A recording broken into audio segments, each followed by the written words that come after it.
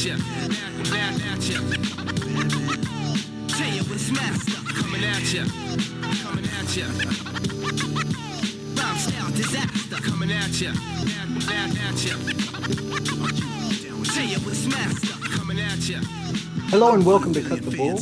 I am Charles Love, alongside my co-host Wilfred Riley. And our guest this week is Newsmax contributor, former Pennsylvania senator and 2012 candidate for Republican nomination for president, Rick Santorum. Rick, welcome to the show.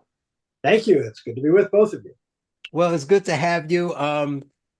You're kind of an interesting start here as a guest because Rick and I ran into each other at a luncheon, and I'd always been somewhat jokingly telling myself, you know, as the culture changed, you all know I talk more culture than politics and seeing things. And I remember I'm old enough I wasn't really young, but I wasn't paying attention as much in 2012 when he ran.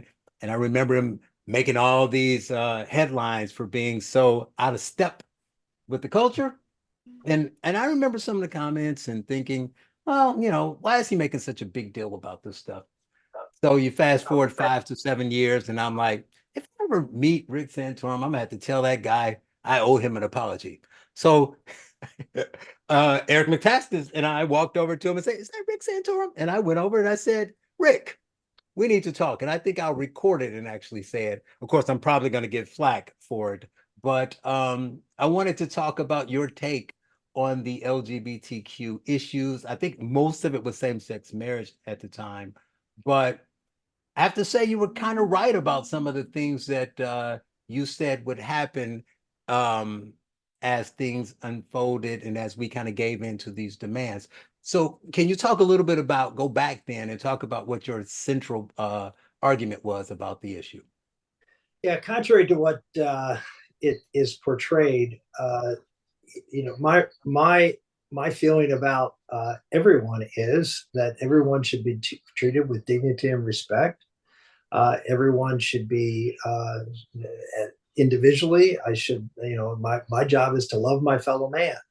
That doesn't mean I have to love what they do, and that doesn't mean that if I think what they're doing is harmful, that you don't stand up and say that that's something that is injurious to society. And I'm talking from the standpoint of an elected official or someone who was running for office at the time. But these issues really came to the fore while I was in the United States Senate back in the late 90s and early 2000s. And, you know, I stood up and said, look, there are certain cultural norms that are there because not just because people prefer them, it's because they're true and that they're beneficial. As a result, they're being true. They're the way God designed them. And since I believe God designed the earth and God created all of us, then, you know, we need to live a life and have a society consistent with what God's teachings are. And if we do that, overall, people are going to be happier and the world is going to be better. And so that's what I stood up for. And again, I was not saying if two people want to love each other, that's fine. That's their business. But what I wasn't in favor of, and still not, contrary to the culture, I should say, is to recognize a relationship other than a man and woman in marriage as a marriage, because there are all sorts of consequences to that when you begin to erode what is true, what is God ordained and God designed, what is best and has proven best for society over the course of millennia. When you change those things, there are consequences to those changes, and they're generally not good. And I would make the argument that we've seen a lot of cultural decline as a result of not just that. It's not, oh, gay marriage changed everything. No, but it's all of the things that came from redesigning the culture, redesigning morality. And you've seen all the most recent wave, which is gender ideology and all of these things that again depart from the truth and depart from the way that we were made. And when you start fighting the truth, when you start doing things that are not consistent with the laws of nature and nature's God, as our founders said, then you're going to get into trouble as a society. And I think we're seeing that. We see it manifest in a whole variety of other issues. And again, going back to the fact that you want to respect the dignity of every person, but when these people are trying to impose a different value structure on society, and one that is injurious to society as a whole, then I think you have an obligation, even though it may offend them and it may hurt their feelings, or they may feel that somehow know that this is it's a personal animus toward them. It's none of those things. It's simply what is good and what is right. Wilfred Riley, what do you say to that? Yeah, I mean, well, there are a lot of things I could say to that. I don't disagree with as much of it as you might think, Big Chuck. So to me, I think that the overarching issue with modern activists, and this is true across fourth wave feminism. Let me pull you guys back up here. This is true across what I focus in professionally, like the Black activist sort of stuff. This is true across queer theory, so on. The idea is that any gaps in performance between people, and both of you have probably heard me talk on at boring cocktail party length about this, but they're caused by oppression. So if women perform different job roles than men do, the reason for that is that they are being oppressed. The gender roles have been imposed on them. And the basic fact that men are twice as large and 8 times as aggressive as women, while women, at least on the verbal boards, are 4 or 5 IQ points smarter, that doesn't seem to play much of a role when you talk to these people. They'll just ignore it and say, well, no, that's not true.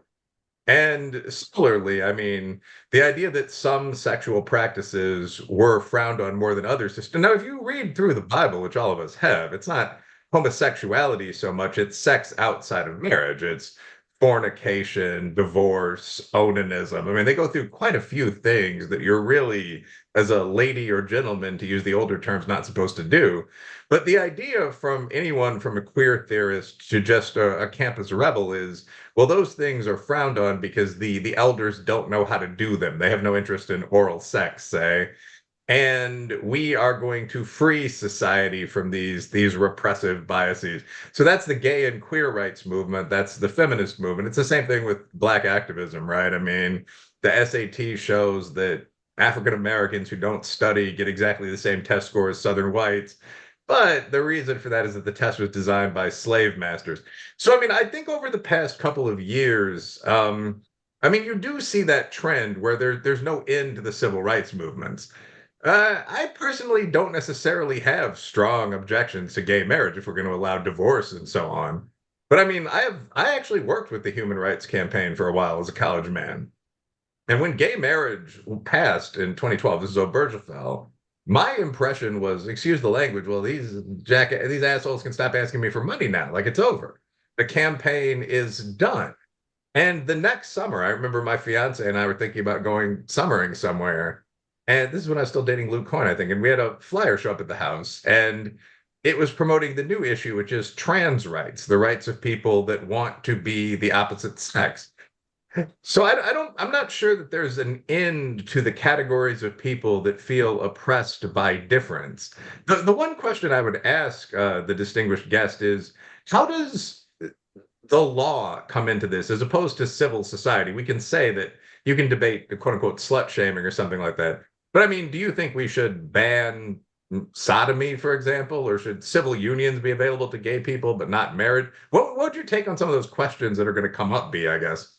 Yeah, I was actually asked the question during this time because if you recall the bill, the court decision that really sort of got this going was Lawrence versus Texas, which was in fact a sodomy law in Texas, and I didn't support, and don't anymore. Don't now support sodomy laws. Those are decisions that people make, in the privacy of their own bedroom, hopefully just their bedroom, but who knows where else. Other rooms in the house, maybe. Yeah. So Not the kitchen. yeah. So everything's now. Tables So, are better. yeah, whatever. So the bottom line is, what you do in the privacy of your own home is one thing, but what I opposed in Lawrence versus Texas was the idea that all sexual activity was just simply a matter of consent. And that's where historically marriage was the confines in which sexual activity was left up to whatever the two consenting adults were involved in. But outside of marriage, whether it's fornication or sodomy or other things, those things were frowned upon, but not necessarily fornication outside of marriage is illegal. And you can make the argument that, and it's wrong, as you said. It's not good for society. It's not good for the individual. It's not good. It's not according to God's law. And the same thing I would say for sodomy. But it's not the role of the government to police those things. The reason I opposed the decision on Lawrence versus Texas is because if the argument is simply, well, two consenting adults, well, then where do you draw the line? And you draw then if two consenting adults, whatever behavior they want to transact is licit, then and in fact condoned by society, then why not marriage? I mean, if they're doing something that's legal and just, then why not marriage? And then why just two consenting adults? Why not three consenting adults? Why not a consenting adult and a consenting minor? Why not? I mean, you can go. Why not consenting whatever? I mean, pick another species. That the problem is when you lose the what is the truth, which is what marriage is supposed to be and what relationships are designed in nature to be, then you then have to make a rational argument from the court perspective. You have to make a rational argument. Well, how do I differentiate here? And I just thought when they went to the element of consent, there was really no legal justification for them to limit any type of activity. Now you can say, well, children and adults different. It is, and that certainly has been and is held to be a Levantine concept. But as you well know, I mean, there's a huge effort going on right now with respect to trying to liberate children. The idea that children should be able to decide whether they have sex change operations, whether children, I mean, all of these children's rights, what's it leading to? Well, it's obviously what it's leading to. The children have the right to make sexual decisions. And so you say, where does it stop? Well, it doesn't. That's the whole point. It doesn't stop. And there's no rational, there's no, you can make the argument, no reasonable justification for it stopping. And that's one of the reasons that I took such a strong stance against it and still do.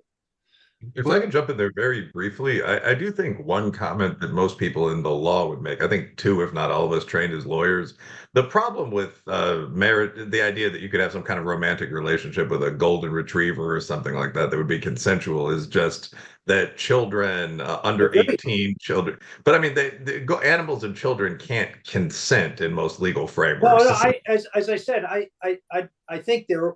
And I think I said you can draw the line there on consent to be adults, but that's not going to stop the push. Right. Once you've now changed, now consent is the operating thing, as opposed to what is true, what is right, what is of nature. Then you have, it's a harder discussion to have. It's not one you can't win. You can win, at least for now. My second point of agreeing with you, though, I think that when you listen to a lot of young, and sorry to all bust in on either of you guys, but like when you hear a lot of young women talk about sexuality, I think this issue comes up. The idea is that most people today have been taught a sort of consent-based morality.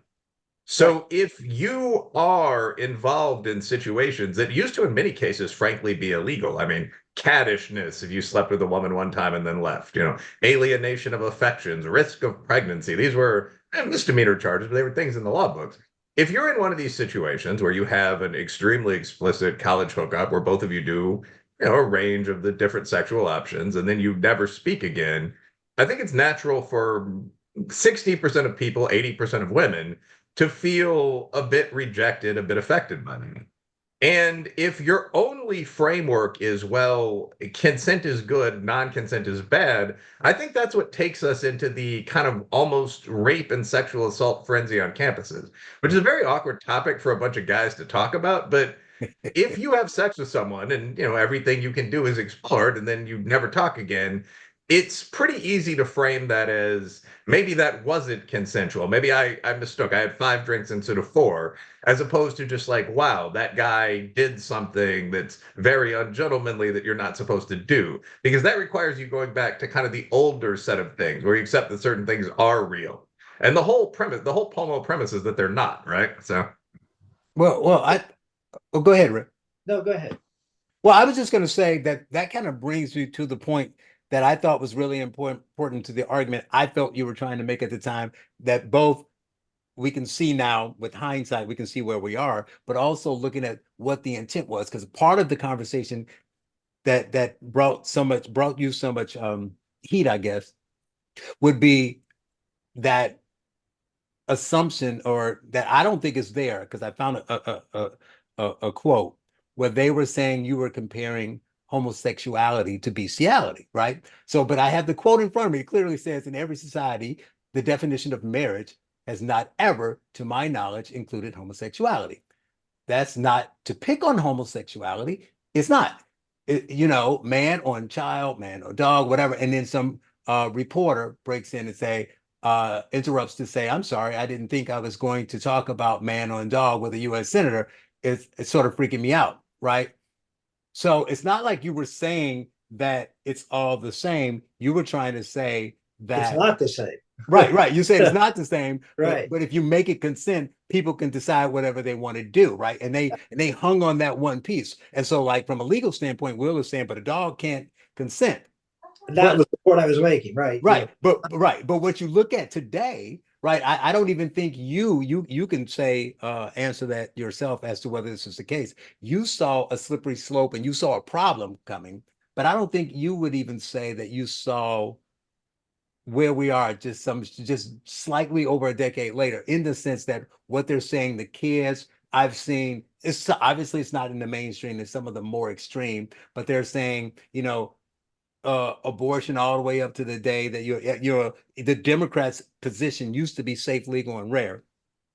3 days before the election in 2016, someone asked Hillary, I got to find the clip because people don't remember this. Ask her, could you abort your baby 2 days before the due date? She's like, well, I wouldn't do it, but technically, yes, right? So they keep moving the bar. And then they're saying that kids can change their gender. They're saying that, so all this stuff is now legally, like Will said, you may be able to argue against the consent, but they are making it normal. And the other piece I wanted to ask you about, did you see that happening, is my question. But the other thing, what I think is worse, is not just the culture shifting in that direction, but the government's role. We'll ask a question about the law, but my problem is bigger than what you legally can and can do. It's what the government incentivizes, right? So you may not do anything. You may not propose a law, pass a legislation, but you will have Trans Day at the White House, right? Or you could hear in New York the whole month of June, there's no way for you to live your life like this. You talk about religious freedoms and let people do what they want to do and you do what you want to do, because the government run buses are, running promos, are putting the LGBT flag on the side of everything. So did you foresee it going to that level when you talked about where it would go? The answer to that is, obviously, could I foresee everything? No, but I certainly foresaw it. Yeah, the decline to be a precipitous one and an enduring one. Mm-hmm. And I think the thing that shocked me a little bit was how fast it happened, right? And how the left just appropriated this and found life within it. This cultural Marxism that we see, and it just fit right in with the ideology of oppressed and oppressor, and as a result, it's been co-opted by the politicians and therefore by the government, because when the politicians control the government, they enforce their ideology, and so I did not see it to be as ingrained in who the left has become as I originally thought it would be. I thought it would be just sort of part of the culture, but it really has become part of the political milieu in this country. I mean, it's one and the same, and it's a you know, as a result, they use the power of government, not just the power of the culture. I expected that. I expected Right. movies and frankly the universities and our schools to indoctrinate. That was all. But I guess I didn't realize how much the government would lean into it, only because, up until just remember when Barack Obama ran, oh, marriage is between a man and a woman, right? Right. And the idea that this would be completely abandoned, and that all norms of traditional norms of society were going to be upended without really a debate. I mean, that's really the amazing part. Most of this happened by judicial edict, and then everything else just sort of rushing forward that flowed from it. And I always say, we have thousands and thousands of pages in the National Archives of the impact of a bridge being built over a swamp on the habitat of a turtle, right, or of a fish. And when you change the environment, then there are consequences to the species who live in that environment. Yet we've changed the entire moral structure of society in the last 20 years, 50 years at most.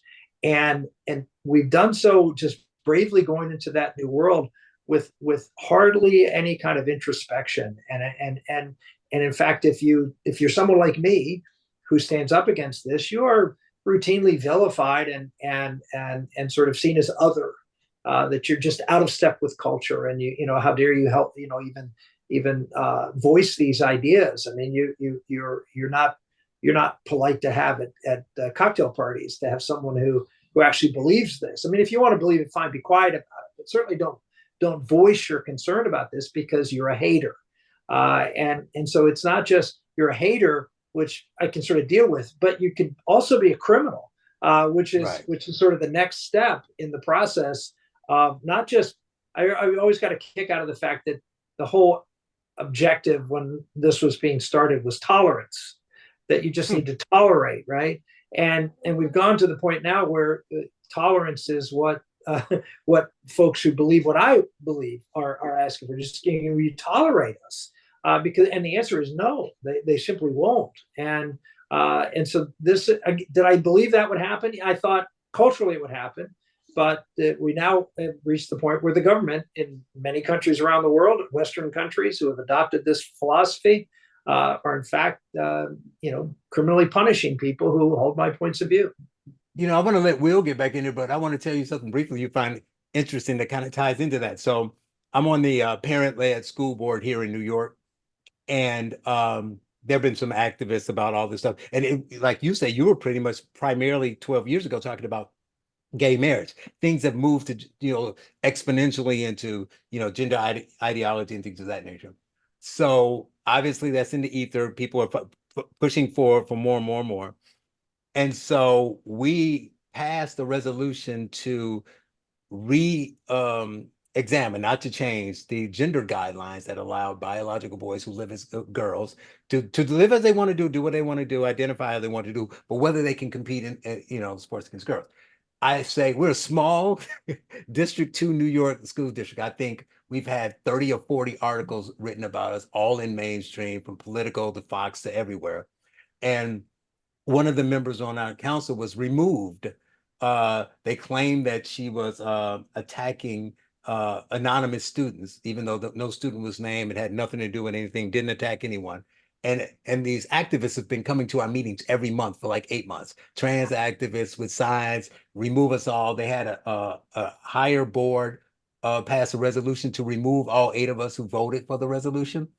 And so just a couple of days ago, a judge reinstated her. So this next month's meeting is going to really be crazy. But you talk about trying to bully and silence you. That is what happens, right? It's like we don't have enough people who believe like you, who stand up. So that's what, kind of makes the culture and the government move that much faster, because no one pushes back.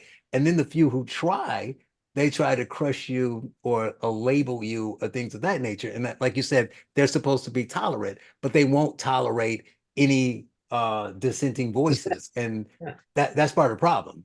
But Will, what would you like to add?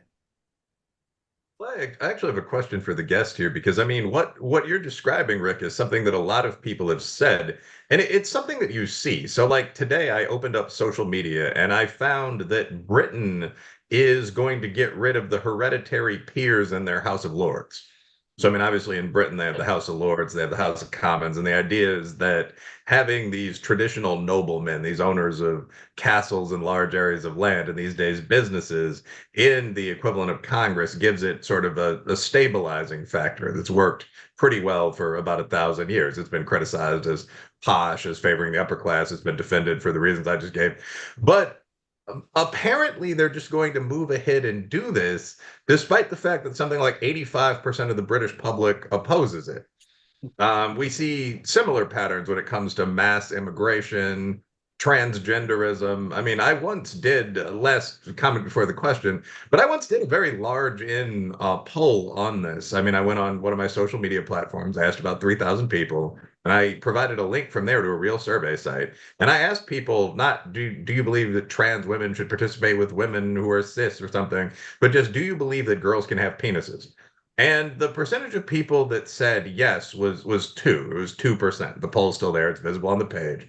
So very, very often with this stuff, you're right. That I guess the way I would phrase it is traditions, whether we always like them or not, just traditions, things that we're all used to that are more good than bad, seem to go down very, very rapidly with very little defense, and with the defenders just getting skewered, even though almost everyone supports the tradition. You were a public official. Why is that? I mean, how is that possible? I think that's something almost every businessman and consultant on the right has wondered. How does that happen? Uh, well, I think it has to do with institutional control. I mean, I give credit to the left. They have taken over the institutions of power in this country. They took over our academic institutions. As you well know, there's very little academic diversity on the vast majority of college campuses in this country. That's now certainly true. They've taken over Hollywood, and now there is, I actually spent a couple of years trying to run a movie company, and I couldn't find any production people or actors, and other than quote Christian actors, who would work with me. They were, even if they wanted to, they were afraid that they would never work again. And the reality is that Hollywood has been and continues to be controlled top to bottom by the left, and they deliver that message. I don't know who said it. Probably some ancient philosopher who said, "Give me the storytellers, and I will control the country within a generation." Well, all the storytellers, all the educators, certainly the educators of the elites in our society, people who actually are influencers in our society, have been controlled by the left now for generations. And as a result of that, it is that they have been able to indoctrinate in these philosophies. And you throw on top of that you have not just the entertainment media, but the news media, which is also in lockstep and woke step, if you will, with the and so the news. So it's not just entertainment, but it's all the stories, the news stories, the entertainment stories, the teaching stories, all of the moral imagination, if you will, that's being created, that the vast majority of people see every day, is of one persuasion. And even though I'll go on, the business community, it used to be, the business community used to be, industrialists, and that's what was America. America was this small businesses and industrial. Well, now it's tech, and all of these tech people we're all educated and informed by all of the folks who I talk about controlling these institutions, and so there is in line with it. So if you look at all of the power structures in this country, and now including primary and secondary education, if you look at all of the power structures in this country, they have one narrative. And now you have one political party that has tapped into that, and they have one narrative. And even the quote conservatives or Republicans have because they're so outnumbered. I wrote a book back in 2004 called "It Takes a Family," and I talked about all this. sort of laid it all out. And this is sort of the future of our country. And that I predicted over the next 10 years that the only two institutions left in society that was fighting this institutional hegemony were, number one, the family, and two, the church. And I said that through the issue of marriage and through and some of the other things that we've talked about, they're going to destroy both. They're going to disable both. They're going to tear apart the family. They're going to make it something that is unrecognizable. I wrote this in my book. I talked about how they are going to, insult. They're going to rip apart the church. They're going to start imputing, taking on religious liberty in this country and your ability to speak with what you believe the gospel dictates. And all of those things have happened. Now, they haven't completely destroyed the family. They've done a pretty close job of it. They haven't completely destroyed the church. But if you look at most mainstream Protestant religions, they've pretty much all gone woke. They all have their LGBTQ flags in front of their churches, from all the mainline churches. Yeah. So the reality is that they've done a very good job. And you say, well, why don't people believe it? Well, because it's not true. The reason they don't believe it is because they know a girl can't be a guy, and a guy, they see it. It's Hans Christian Andersen's The Emperor's New Clothes. They see the truth. They know the truth, but they're told you can't believe the truth, right? Right. The truth is wrong. It's a lie, and you have to believe the lie, or you're not part of the. You're going to be like Rick Santorum. You're sort of out of step with the culture. You got to be in step. You got to, because and with social media and all that matters in social media is just, of course, being liked. Get those likes and being famous and having people say good things about you. And it's the shallowness of the culture that we've designed that allows this to propagate. Can I ask a slightly? It might be the same answer, but slightly narrow version of what Will said, because he talked about the people are disconnected from the powers that be and the people who write the laws and that kind of deal, which is definitely true. But even within that circle, if you are in the position and you have the power and you've been around, so somehow those people, like you said, the church, all these foundational organizations and pillars have been shaken to their core as well. And I was thinking about this. So in 2002, you co-sponsored the Workplace Religious Freedom Act, right? Yeah. That act was introduced by, the people will find this so shocking, by John Kerry and my current Congressman, Jerry Nadler. Yeah. That party is dead now, isn't it? Yeah, I mean, all of these things, again, this is what I've talked about. It's just that the collective memory of people of what they believed and why they believed it is just remarkably short. And Ted Kennedy used to be pro-life. I mean, you can go out down the list of what people said, what they said about immigration 15 years ago. They've abandoned everything that they knew was true to fit. I mean, it's one of those things we so badly want to be part of the in crowd. It's almost like, I feel like when I go to Congress, I feel like I'm in high school. Everybody just wants to be with the popular kids. Yeah, they want to be liked.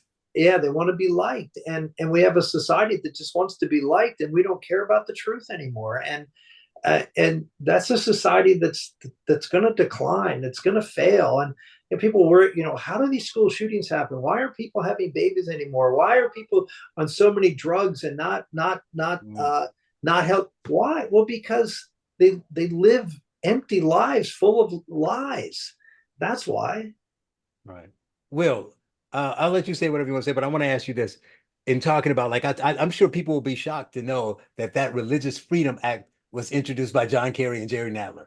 And another one that I think of, though, I'd love to hear your opinion on this, is the great Bernie Sanders. If you think about it, Bernie has always been socialist light. I'm not saying he's changed that much, but even when in his heyday, when he almost made it to the top of the Democrat Party until they cheated him, he was still pushing, UBI, the healthcare, all this other stuff. He wanted to pay for everything, same thing, millionaires and billionaires. But what else did he used to say? He used to say, but we can't pay for it if we open the borders. That would be crazy. and he's from Legal Vermont. immigration, that's a Koch brothers Right. plan. Yeah, And it's one of his he's best right. speeches. And Yeah. he's from Vermont, and he was very pro-gun. You think he'd speak the way that about those things today? To say he doesn't really talk about them, but do you think he would say that stuff now about Well, I immigration, mean, about guns, about the other things? no, he wouldn't. I mean, guys, this is one of those things that we can measure. I mean, when you talk about does social science do anything? I mean, if you're talking about Black studies or something, not really. But I mean, if you're talking about like political consulting, mapping voter trends, or how to decommission nuclear weapons or something, absolutely. We keep track of voter polarization every year in the USA, do a pretty good job. And the crazy thing about polarization right now is that it seems to all be occurring on the left. Meaning that if you're looking at men versus women, for example, we keep hearing that men are moving to the right and women are moving to the left. And that's based on the idea that the gap between men and women is growing. But if you break down men and women by generation, there have always been a huge percentage of men, 10 or more, that have been in the military, huge percentage, 40, 50% that were varsity athletes.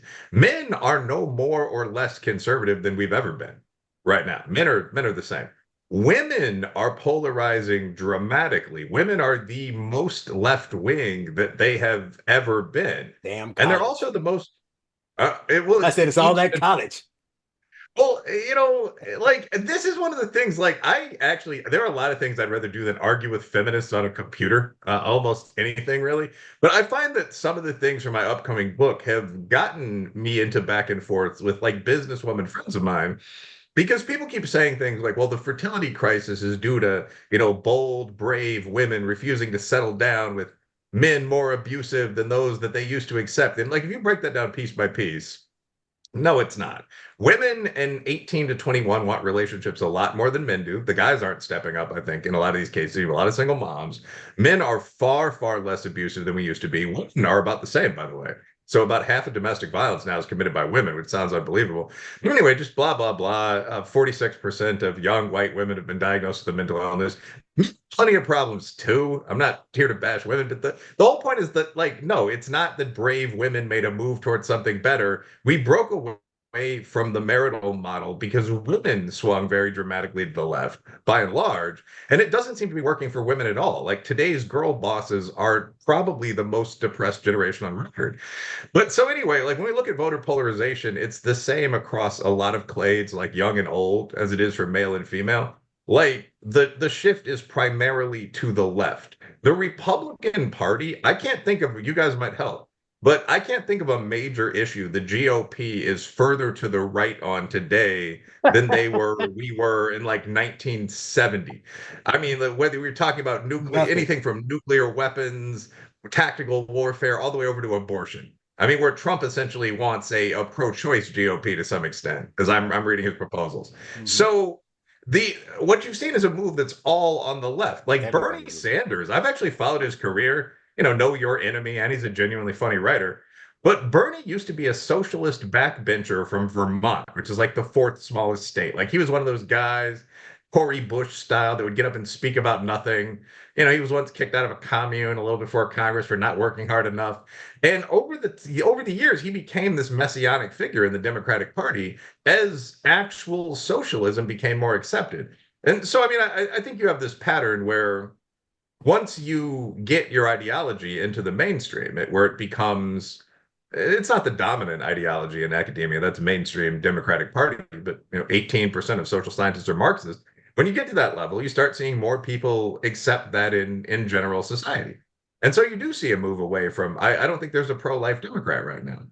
The question really Dan is kind Lipinski of was the last one in Illinois, and they spent I knew you'd know millions of that. dollars to get him out. They spent millions of dollars to primary him, and he won one time, so they doubled up and they finally got him out. He was the last pro-life Democrat in the country.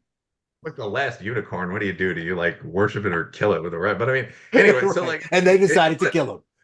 yeah, he's the trophy hunters. That's what they were. But I mean, like the PAC money in local politics now after Citizens United, that's another issue where I think the three of us might agree more and disagree. But anyway, the point of all this, though, is we have seen the shift dramatically to the left. I think one good point in terms of a comment like, well, the only institutions resisting are the family and the church, those are pretty damned big.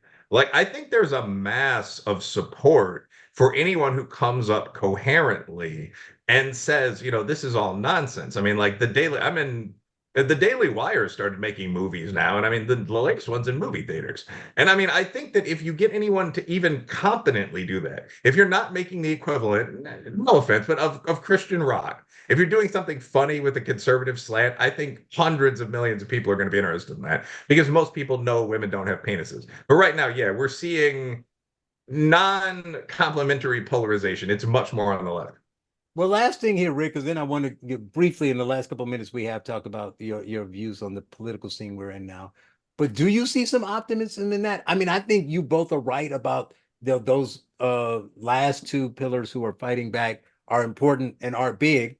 My problem is I don't see them fighting back enough. And I talk to the people in my circle, and they're kind of like they agree with us, but they're like, yeah, well, the pendulum will swing back at some point, right? They're kind of like, we'll just stay out of the fray. I don't want to be canceled. I don't want to be name called. I don't want this stuff. So at some point, somebody else will stand up. So that's my concern. If everyone waits for someone else to stand up, no one will. Yeah, the pendulum will swing back unless it's not allowed to. And this is where some of the authoritarianism, you talked about the influence of government in all of this. In a lot of places, you're seeing that it's being institutionalized within the government, and the government is weaponizing it. And if the government is now, a threat, an aggressive enforcer of this particular ideology, then you could say, well, there could be a revolution, there'd be all sorts of things, but most likely there will just be, as we look in most countries and most places, there's just a capitulation of this, and particularly since it's quite popular. So I am concerned that we're headed toward a pretty one-way trip, and even though I agree the left has gone too far, and some of this is silly, and it's one of the best ways to criticize something is to make fun of it. But you're not allowed to. Will that change too? I don't know. Maybe it will. But you've seen a lot of people, a lot of comedians, and others who are just who are banned, who are out of work because they take on these sacred cows. So it's hard for me to see at this point, particularly with the fact that you talked about that the government's enforcing this, and the ever more authoritarian nature of the left, wanting to do things unilaterally and wanting to rig things so they never lose again. All of these things have, you see what goes on in Venezuela, and you see what goes on in some of these other countries. So it can't happen here. Well, it couldn't happen in Venezuela until it did, right? And that's sort of the problem here, is that there is a logical end to all of this, and it's not pretty. And I don't think America realizes how much we are playing with fire with all this. When you see folks, going out and protesting in favor of Hamas and destroying and burning United States flags and saying that that we're the terrorists. I mean, you've got a whole generation of people who don't know who America is, have no understanding of what we are, and they're going to run the country someday. How do you have any hope that they're going to get it right? I don't have a lot of hope that they're going to get it right. Yeah, I agree with you. It's going to get worse before it gets better, and hopefully something will allow that pendulum to swing back. I'm not sure. I'm not very optimistic now, but I mean the opportunity's there, but people have to wake up, and I don't see that happening yet. I think enough of not in the short term. Yeah, not in the short term. But to the election, I know Trump got a bit of a shock when he was going against a guy who wasn't alive, so he was so easy to beat. Now Harris is in there. That has changed some things. Will talks about how there's this euphoria around her, and she can't do no wrong. She doesn't have to say anything. He was in the basement, and now she can just go around and tell stories and do that kind of stuff. So what do you see? She can talk. What'd you say? She can talk. That's about 90% of it. Like, they were very limited by Biden, because Biden is, I mean, I'm not a doctor, but early onset dementia or beyond. So I mean, they were making up all these excuses like you would with an alcoholic uncle. Like, why is he not out of the house at 6 p.m.? He's got a major speech. With Kamala Harris, they just have an average candidate, former senator, normal politician, She can cosplay as a lower middle class black woman, and she can go and just give speeches. I mean, it's something I haven't had for a Yeah, while. and I And the know, and I Republicans know have that had that makes with Trump.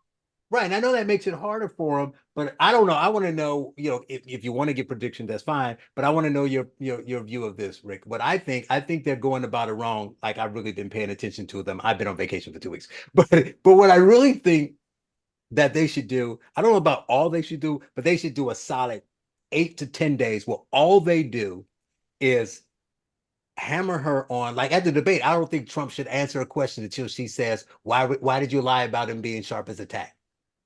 I would just say that every time they ask me a question, why did Kamala lie about him being sharp as a tack? 17 times, including after the debate that even the Democrats said was bad.